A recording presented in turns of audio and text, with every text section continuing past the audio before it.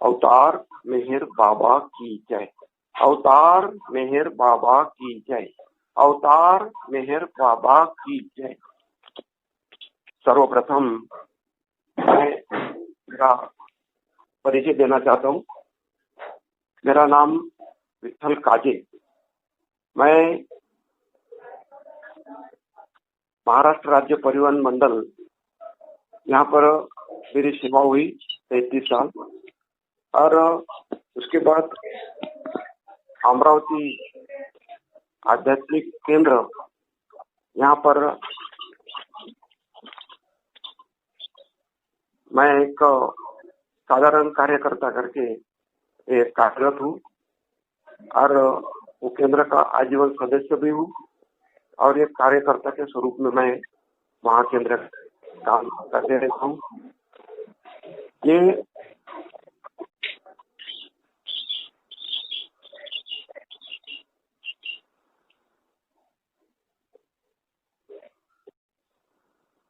मुझे बाबा के बारे में क्या अनुभव आए और श्री मेहर संकल्प जी ने जो मुझे बताया है कि बाबा के बारे में कुछ अनुभव शेयर करना है और बाबा की तरफ कैसे आए, इसलिए उन्होंने मुझे जो ये मौका प्रदान किया, उसके लिए मैं तहे दिल से अवतार मेहर बाबा का और उनका धन्यवाद करता हूँ।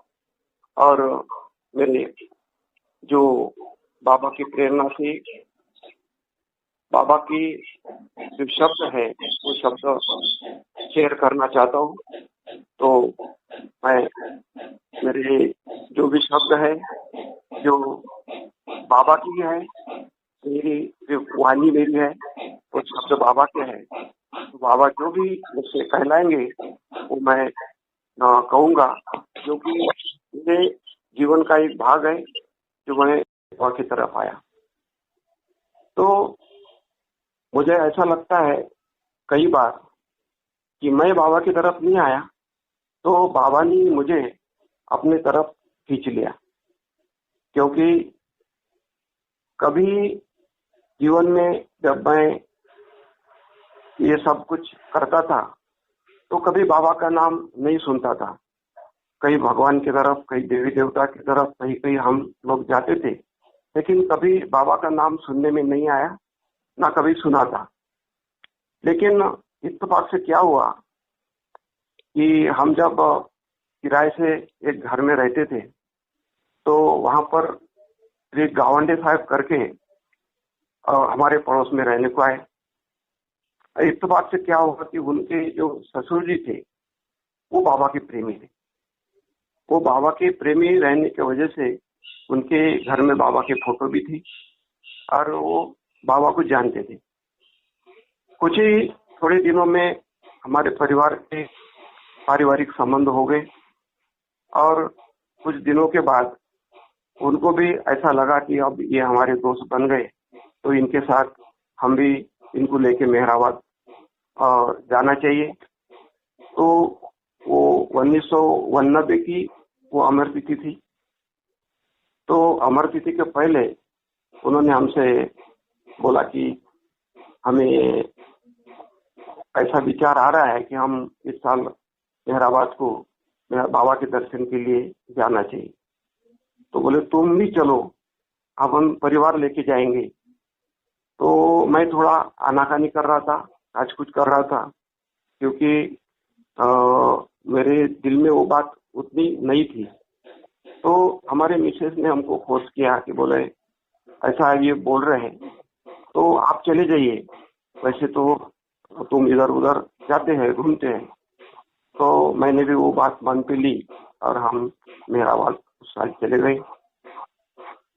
और हम मेहराबाद पहुंचे, उसी दिन क्या बात हुई कि एक पहला ये अनुभव था कि जैसा बाबा ने हमको, हमारे परिवार को दिया। तो उसी दिन रात को हमारे मिसेस को एक सपना आया और वो सपने में वो बाबा को देखती है। एक मंच पर बाबा बैठे हैं, बाबा गुलाबी शर्ट में सफेद पंचा पहने हुए एक तेजस्वी मूर्ति में बाबा उनको दिखाई दे रहे। और उनके साथ में वो जो हमारे पड़ोस में परिवार थे, पातकौड़े परिवार और गावंडे परिवार, उनके भी मिसेस उनके साथ में वो दिखाई दे रही थी। उसने बाबा के दर्शन किए और बाबा ने उसके हाथ में एक बड़ा सा गुलाब का फूल दिया और उसका वो सपना टूट गया। तो ये ऐसी घटना हुई कि जैसे हम मेहराबाद को हम भी पहुंचे और वो भी मेहराबाद अपने दिल से पहुंच गई। तो ऐसी ये घटना हुई। दूसरे दिन वो श्री हमारे गावंडे साहब जी हैं, उनके घर को गई बताने के लिए और उनको मिलने के लिए। तो वो देखती है कि सामने बाबा का फोटो है। तो वो फोटो देखते उसको वो सपने की याद आई और उन्होंने वो बोला ताई को कि ये फोटो में जो प्रतिमा है, यही मेरे रात को सपने में आई, ये प्रतिमा, और मेरा इसको दर्शन हुआ। तो बोले यार यही तो बाबा है, मेहर बाबा है, किसी के दर्शन के लिए ये लोग गए हैं। क्योंकि जब तक हमने वो फोटो कभी गौर से नहीं देखी थी और उनका वो फोटो जो था तरफ कभी ख्याल नहीं था, तो उनको फिर महसूस हुआ कि बाबा ने हमको दर्शन दिया और आज सपनों में दर्शन हुआ। कभी बाबा की हमने याद नहीं की थी तो बाबा ने सही में हमको दर्शन दिया। तो उसको बहुत अच्छा समाधान मिला। उसके बाद में हम मेहराबाद से वापिस आए। फिर थोड़े ही दिन में, ये जनवरी महीना था और फरवरी में जन्मोत्सव रहता है। तो जन्मोत्सव आने की वजह से हम जन्मोत्सव का जो प्रोग्राम जहाँ पे हमारा सेंटर था, वो जो शंकर राव जी वानखड़े जब सेंटर चलाते थे उनके घर में, और वो बहुत तहे दिल से बाबा का काम करते थे। तो उनके घर में सेंटर था और हमारे घर से काफी वो दूर था, 5-6 किलोमीटर था। तो हम बीच बीच में वो वीकली प्रोग्राम को जाते थे। और फिर जब जन्मदिन आया तो जन्मदिन के प्रोग्राम में सवेरे 5 बजे हम वहां पहुंचे। हमको बहुत आनंद आया, ऐसा प्रोग्राम हमने कभी नहीं देखा था। इतने सवेरे का मौसम था और बड़ा सुहाना और आनंददायी वो क्षण था और उसमें हमें बहुत आनंद आया और वो आनंद में हम सब घुल गए। और जब से वो बाबा की तरफ हमारी और ही आस बढ़ गई और जैसा कि बाबा ने हमको एक तरह से फोड़ पे ले लिया। फिर हर हफ्ता बाबा की वीकली सत्संग को जाना, जब भी दूर भी था तो भी हमको एक लगन लग गई थी कि वीकली प्रोग्राम को जाना। गावंडे साहब भी हमको फोर्स करते थे, आपने जाना चाहिए। हम जाते थे। मेरे पास में पुरानी लूना थी, उनके पास में नहीं थी। तो हम अपने लूना पे छोटे छोटे हमारे बच्चे थे, एक आगे एक पीछे, ऐसा हम वीकली प्रोग्राम पे जाते थे। तो ऐसा बाबा की तरफ हमारा लगाव बढ़ते गया। और क्या हुआ कि फिर दूसरी अमर तिथि आई। तो अमर तिथि में हमने प्लान किया कि अब परिवार को लेके जाना चाहिए बाबा के दर्शन के लिए।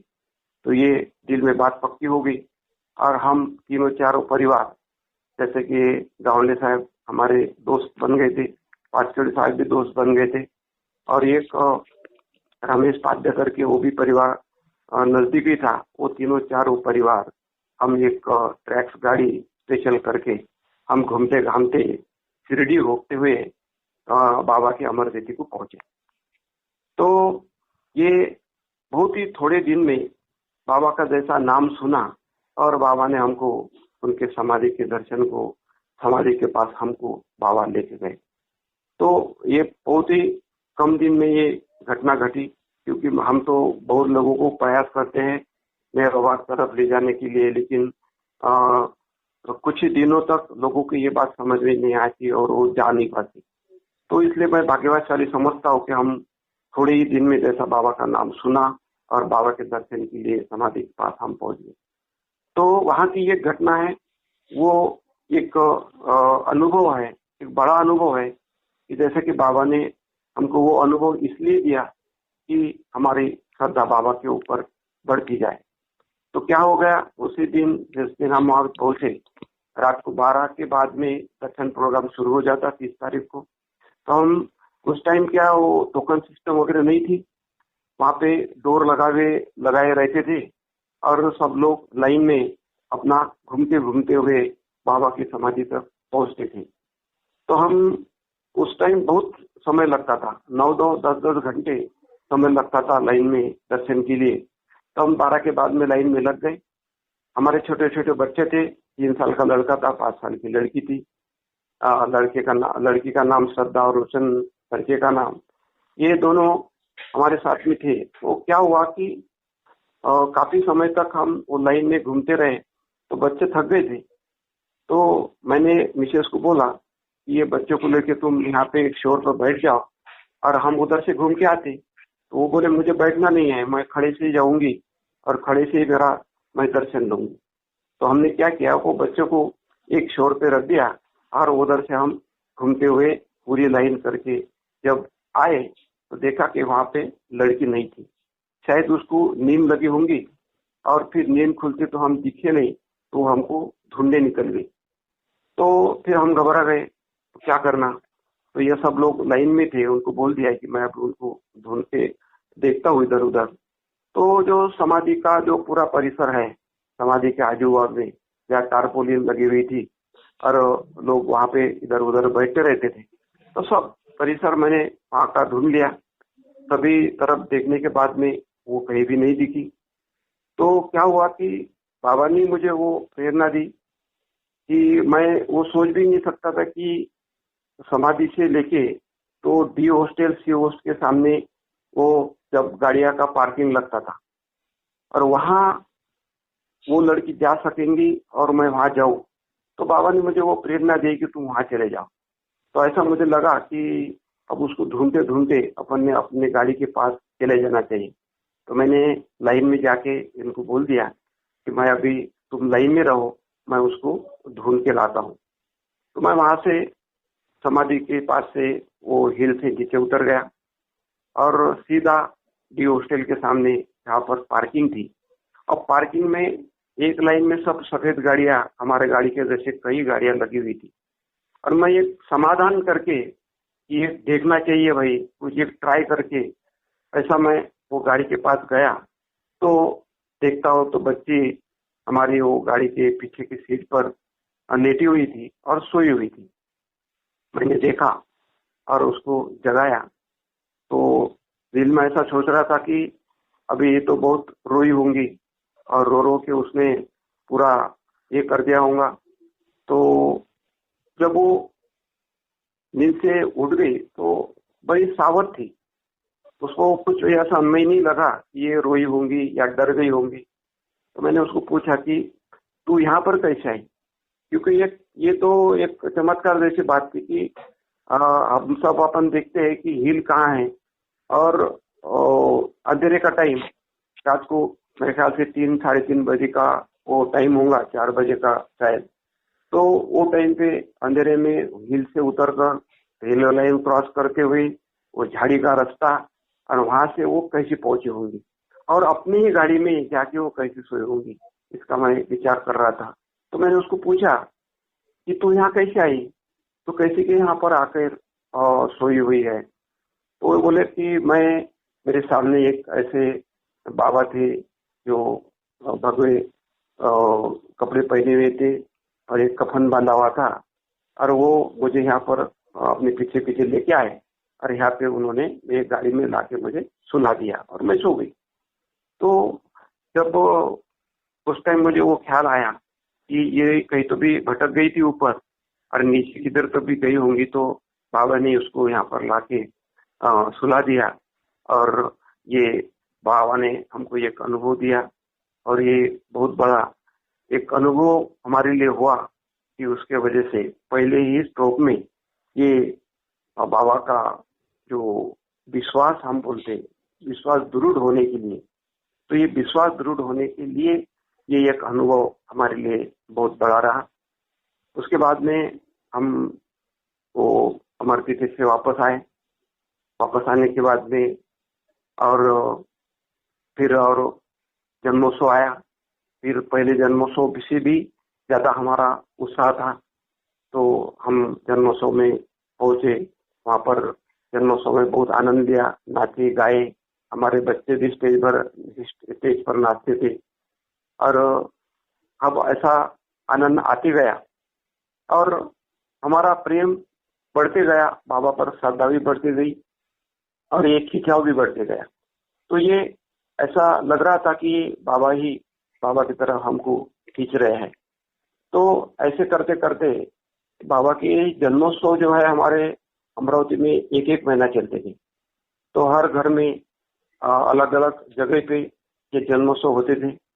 तो इस जन्मोत्सव में हम जाते थे। लेकिन मैं क्या करता था कि मेरे ये मिसेस को या हम गावंडे साहब वगैरह हम साथ में जाते थे, तो सत्संग में बिठा देता था और मैं मेरे काम करने के लिए इधर उधर घूमता था और आरती के टाइम मैं सत्संग में जाता था। तो क्या हुआ बीच में कि बाबा को ये मेरी बदमाशी अच्छी नहीं लगी होंगी या तो उनके ख्याल में आया होगा कि ये अच्छा नहीं है। तो वो उस टाइम पे वो देशमुख करके वो कार्यक्रम का संचालन करते थे।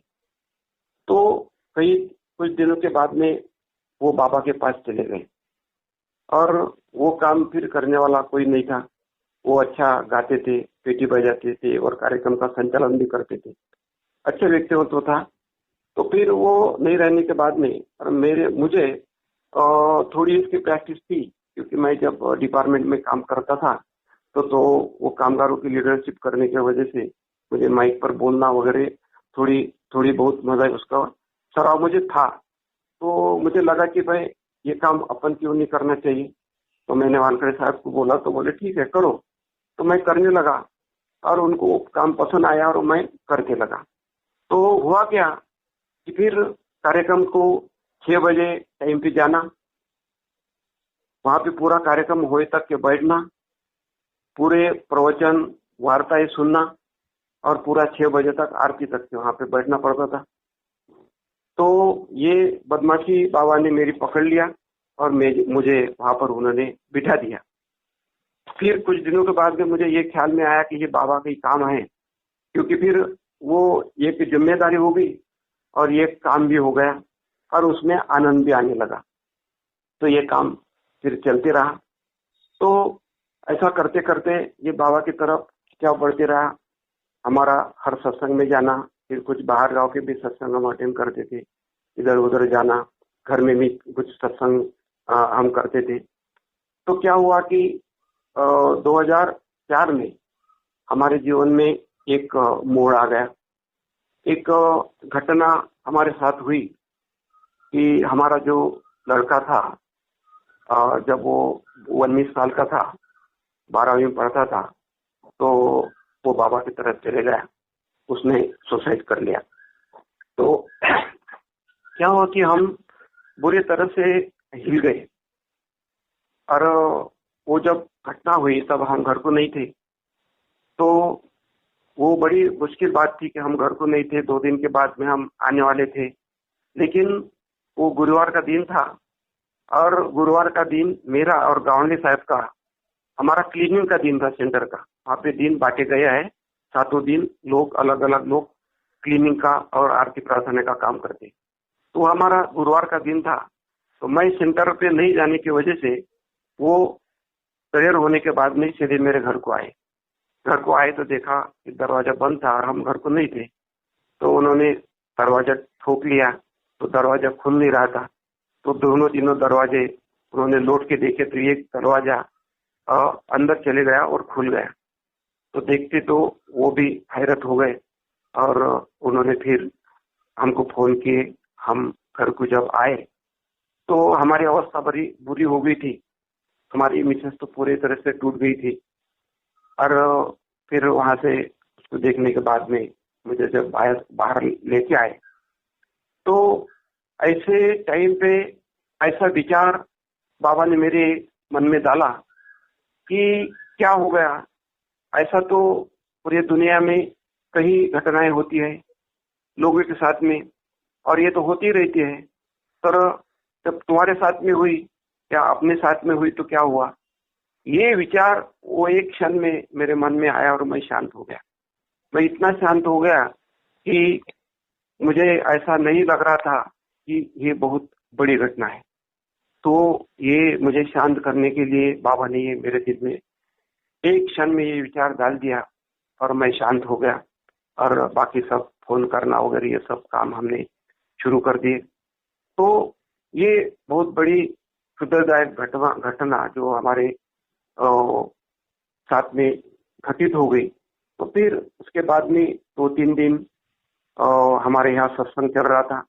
सब बाबा प्रेमी आते थे, सत्संग करते थे। दिन भर मिलने वाले बाबा प्रेमी आते थे, उनके साथ भी हमारी बाबा की बातें चलती थी। मैं इधर उधर की बातें टालता था और बाबा की बातें ज्यादा करता था, इसलिए कि मेरा दिल उसमें रह जाए और मैं वो तरफ न जाए। तो ऐसा चल रहा था। आस पड़ोस के लोग देख रहे थे कि इनके घर में इतनी सीरियस घटना होने के बाद में ये लोग सत्संग कैसे कर रहे थे। तो ये सब बाबा का काम था। तो ऐसा होते होते एक दिन हमारे रोहनेकर साहब घर को मिलने के लिए आए। तो मेरे दिल में एक बात खटक रही थी कि ऐसी घटना में, क्योंकि मैं सुना था कि ऐसी घटना में जो मृत्यु होती है तो वो आत्माएं भटकती है। तो ये तो बहुत बुरी बात हो गई। तो ऐसा जब यदि हो गया तो ये अच्छा नहीं हुआ। ठीक है, ये तो बाबा की इच्छा थी, बाबा की इच्छा के हिसाब से जो भी होना था हो गया, लेकिन ऐसा तो कम से कम नहीं होना चाहिए। तो ये प्रश्न मैंने रोहनेकर साहब से पूछा। तो वो बोले कि देखो, ये तुम बोल रहे हो तो बराबर है, लेकिन बाबा प्रेमी के बारे में मैंने ऐसा सुना है मंडली से कि बाबा कुछ भी कर सकते हैं और उसके लिए ये बात नहीं भी हो सकती है। दूसरी बात उसमें ये थी कि उसने जो चिट्ठी लिख के रखी थी उसने लिखा था, ऊपर मेहर बाबा का नाम लिखा था और पूरी चिट्ठी लिखने के बाद में भी नीचे भी अवतार मेहर बाबा का जय उसने लिखा था। तो बोले ये पूरा बाबा का होश उसको था, आखिर तक के उसने बाबा का नाम लिया, इसलिए ये बाबा के पास गया होगा ऐसा मुझे लगता है। तो इसकी चिंता आप छोड़ दो। लेकिन उसकी चिंता मुझे हो रही थी, बार बार हो रही थी। तो क्या हुआ, एक दिन हम ऐसे बैठे थे और एक परिवार जो हम कुछ दिनों के पहले एक किराए से रहते थे और हमारे पड़ोस में एक दूसरा परिवार था। उसका एक छोटा बच्चा हमारे घर में ज्यादा से ज्यादा हमारे मिसेस के पास रहता था और वो बच्चा और वो परिवार, ये घटना उनको मालूम होने की वजह से वो मिलने को आए। तो वो बैठे थे और हमारी बातचीत चल रही थी। उतने में 7 बज गए और प्रेयर का टाइम हो गया। तो हमारा ये 2 रोज का सिलसिला था, कोई भी परिवार रहे हम 7 बजे के बाद में हम बाबा की प्रार्थना शुरू कर देते वो परिवार को लेके। तो क्या हुआ कि ये सुनने लायक घटना है, ये बहुत बड़ा अनुभव है जो बाबा ने मुझे दिया। तो जब हम प्रार्थना को खड़े रहे तो मेरे दिल में वो ही प्रश्न आया और मैंने बाबा को कहा कि बाबा, यदि वो तुम्हारे पास आया होगा तो मुझे ऐसा कोई संकेत तुम दे दो कि वो संकेत की वजह से मैं समझ जाऊं कि वो तुम्हारे पास है। तो हमारी प्रेयर शुरू हो गई, पूरी प्रार्थना हो गई, पूरी प्रेयर हो गई। फिर उसके बाद में हम बैठ गए। बैठने के बाद में वो जो छोटा बच्चा था जो हमारे पड़ोस में रहता था, हमारे यहाँ हरदम आता था, तो वो बच्चा छोटा सा 4-5 साल का, वो हमारे लड़की को कहता है कि श्रद्धा ताई, जहाँ पर अपने दादा का जन्म हुआ होगा वहां पर तो पेड़े बांटे जाए और होंगे। मैं फिर से ये बात बोलता हूँ कि श्रद्धा ताई, अपना दादा का जहाँ जन्म हुआ होगा वहां पर तो अभी पेड़े बांटे जा रहे होंगे। तो ये सुनते बराबर मुझे ख्याल आया कि मैंने जो बाबा को अभी प्रश्न पूछा, ये प्रश्न का उत्तर है कि बाबा ने वो मुझे बताया कि बाबा वो मेरे पास आया हुआ है या कि उसका रीबर्थ हो गया है, उसको जन्म मिल गया है। तो फिर मैंने वो सब लोगों को बताया कि देखो, ये इसने ऐसा क्यों बोला, कि उसकी तो ये समझ नहीं है, उसको ये कहाँ पता है जन्म का होता है, मरण का होता है, कैसे जन्म होता है और जन्म होता है या नहीं होता। तो मैंने अभी मेहर बाबा को ये प्रश्न पूछा है और ये प्रश्न का ये उत्तर है। तो ये उत्तर मुझे मिल गया और जब से मैं तना शांत हो गया।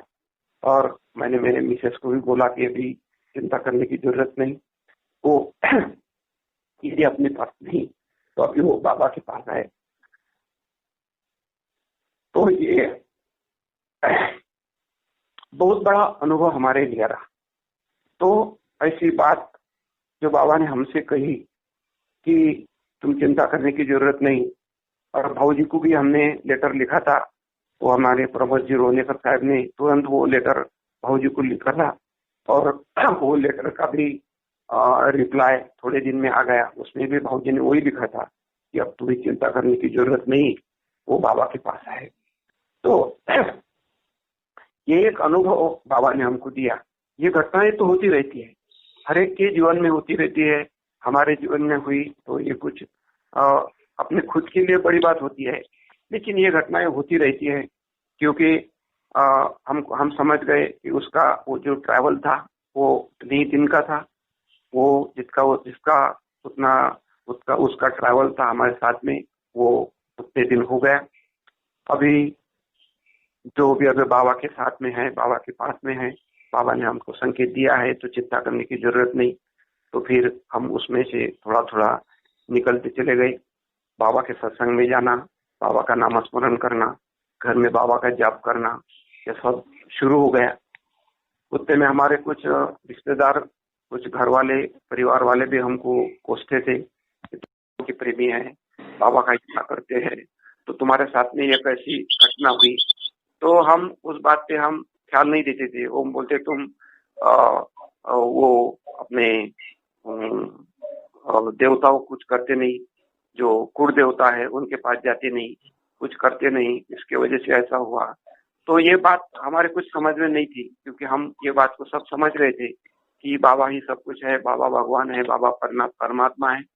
तो ये बात हम समझ गए थे, इसलिए हमने उसका कुछ लोड नहीं लिया और हम उसके तरफ हमने ख्याल दिया। तो ऐसा ये हमारा एक बहुत अच्छा अनुभव रहा। और उसके बाद में हम बाबा की तरफ जाते रहे। हम हर एक प्रोग्राम को जाते रहे।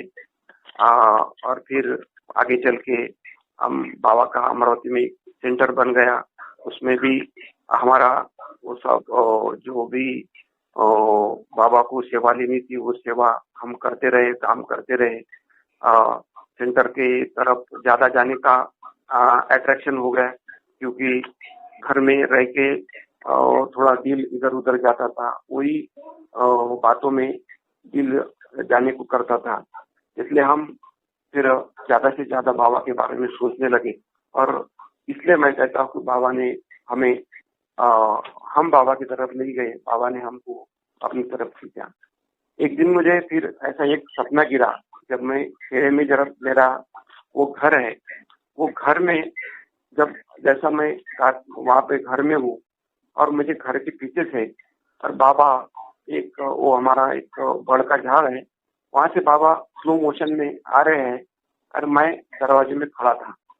और मैं चिल्ला चिल्ला के मेरे घर वाले लोगों को बोल रहा था कि अरे मेहर बाबा आ गए, मेहर बाबा आ गए, तो दर्शन को आ जाओ, दर्शन को आ जाओ। तो सब लोग मेरे पीछे आके खड़े हो गए, और बाबा स्लो मोशन में मेरे सामने आए, और घुटने पर टेकते हुए बाबा मेरे सामने बैठ गए। तो मैंने वो बाबा का मुख देखा, वो बाबा के खुले केस थे, बड़ा तेजस्वी बाबा का चेहरा था, और मैं बाबा के पैर पे लेट गया, और लोगों को पीछे कहने लगा कि बाबा भगवान है बोलो, बाबा भगवान है बोलो, बाबा भगवान है बोलो। ऐसा मैं वो सपने में लोगों को बोल रहा था। तो ये भी एक अनुभव बाबा ने मुझे दिया। पर उसका अर्थ मैंने ये लगाया कि मुझे बाबा ने ये ड्यूटी दी है कि तुम बाबा भगवान है ये लोगों को बोलो। तो जब से मैं बाबा के बारे में जो भी सुनता हूँ, जो भी पढ़ता हूँ, वो लोगों को बताने का प्रयास करता हूँ। जहाँ भी मैं जाता हूँ, मेरे पड़ोसी है या मेरे रिश्तेदार है और बाबा प्रेमी, जहाँ भी मुझे मौका मिलता है, मैं बाबा के बारे में बोलता रहता हूँ, बाबा के बारे में सुनाता रहता हूँ। और ये बाबा ने ऐसा अपने पास बुलाने के लिए जो भी मेरे साथ में जो भी बाबा ने क्रिया की है, वो मैं बोलता कि बहुत बड़ी चीज मेरे लिए है। क्योंकि एक बात ऐसी है कि जिसको मेहर बाबा ने अपनी पहचान दी, वो बड़े भाग्यशाली लोग हैं। सबने ये बात समझ लेना चाहिए कि इससे बड़ा भाग कोई नहीं है कि जिन लोगों को बाबा ने अपनी पहचान दी, अपनी तरफ लिया, अपने फोल्ड में लिया और अपने पास बुला लिया। क्योंकि दुनिया में सबसे बड़ी बात क्या होंगी, तो जिनको अवतार मेहर बाबा मिले हैं, अवतार मिला है, ऐसा सदगुरु मिला है कि जो सदगुरु तुम्हें और अपना को, आप सभी लोगों को जो ईश्वर तरफ जाने की जो राह है, वो राह देने के लिए, वो राह पे चलने के लिए जो सच्चा ज्ञान है, वो सच्चा ज्ञान प्रदान करते हैं। इसलिए मैं एक सभी के लिए एक संदेश भी देता हूँ, जो बार बार कहा जाता है, और बाबा की भी वही अपेक्षा है कि हमारी भी कुछ ड्यूटी है कि हमारे प्रियतम परमात्मा, जिसको हमने परमात्मा माना है, जिसको हमने भगवान माना है, तो उनकी जो प्रतिमा है हमारे दिल में, तो वो प्रतिमा सबके दिल में रहे, वो प्रतिमा मलिन न हुए, ऐसा हम कार्य करते रहे कि हम देखते हैं कि हमारे तरफ देख के हमारे सदगुरु की तरफ देखा जाता है। आम लोग तुम्हारे तरफ, हमारे तरफ देखते हैं और सोचते हैं और अनुमान लगाते हैं कि इनके सदगुरु कैसे होंगे। तो ये हमारी जिम्मेदारी है कि हमारे बाबा की, हमारी परमात्मा की जो प्रतिमा है, वो प्रतिमा मलिन न हुए। और उसके बाद में तो कई ऐसी बातें हैं कि जो बातें करने लायक है जिंदगी में, उसके लिए बाबा ने इतना कुछ खजाना हमारे लिए लिख के रखा है, तो ये एक जन्म में वो खजाना हम खोल के भी नहीं देख सकते, इतना बड़ा खजाना है। तो ये सब जो हमारे लिए बाबा ने दिए हैं, क्योंकि जो भी हम भक्ति करते हैं, जो भी हम ईश्वर से प्रेम करते हैं, ये ज्ञान से किया हुआ प्रेम और ज्ञान से की हुई भक्ति हमें ऊंचा उठाती है, ऊपर ले जाती है। तो ये ज्ञान लेना जरूरी है। तो ज्ञान यदि हो गया तो हमारा बाबा के ऊपर का जो विश्वास है, वो विश्वास दृढ़ हो जाता है, मजबूत हो जाता है, और वो मजबूत होने वाला जो विश्वास है वो आखिरी तक रहता है। इसलिए ये सब जो विश्वास है, ये विश्वास हमारा, हमने जो बाबा का दामन पकड़ा हुआ है, ये दामन हमारे हाथ में आखिरी तक रहने के लिए ये विश्वास हमारे काम में आता है। और बाबा कहते हैं कि मेरा दामन छोड़ो नहीं, मेरा दामन आखिरी तक के पकड़ के रखो। ये दामन पकड़ के रखना, ये जो बात है, ये बातों के भूत से अर्थ है। इस कैसे कैसे दामन पकड़ के रखना, इसका बाबा ने पूरा ज्ञान हमको दिया है। वो ज्ञान हमने यदि ग्रहण किया, खुद में वो ज्ञान उतार लिया, तो हम बाबा का दामन पकड़ के रख सकते हैं। और बाबा का दामन पकड़ के रखना, ये हमारे लिए बहुत महत्वपूर्ण बात है, जो कि बाबा ने हमको ये उनकी पहचान दी है। और ये हमारा जीवन सार्थक होने के लिए हमारे लिए बहुत महत्वपूर्ण बात है। ये जो मेहर संकल्प जी ने ये जो कार्यक्रम चालू किए हैं, ये बहुत ही अच्छा कार्यक्रम है, बहुत ही स्तुत्य प्रोग्राम है। उसके वजह से हमारे जैसे लोगों को ये हमारे अनुभव शेयर करने के लिए हमको मौका मिला। इसलिए मैं उनको पुनः और अपने तहे दिल से धन्यवाद देता हूँ। और अभी ये वर्धा के जो भेंडे साहब है, उन्होंने भी ये प्रोग्राम चालू किया है, तो उनका भी प्रोग्राम है, वो भी ये अच्छे तरह से ये प्रोग्राम कर रहे हैं। और लोगों के अनुभव शेयर करना, और लोगों बाबा की तरफ लोग कैसे आए, जैसे क्या होता है कि बाबा का, लोगों का अट्रैक्शन बढ़ जाता है, और बाबा को अलग अलग अनुभव लोगों को सुनने को मिलते हैं, उससे उनकी भी प्रेरणा बढ़ती है। इसके लिए ये बहुत अच्छा कार्यक्रम हो रहा है। तो मैं पुनः ये मुझे ये समय प्रदान करने के लिए, मुझे ये मौका प्रदान करने के लिए श्री बाबा को धन्यवाद देता हूँ और मैं मेरे शब्दों को यहाँ पे विराम देता हूँ। अवतार मेहर बाबा की जय।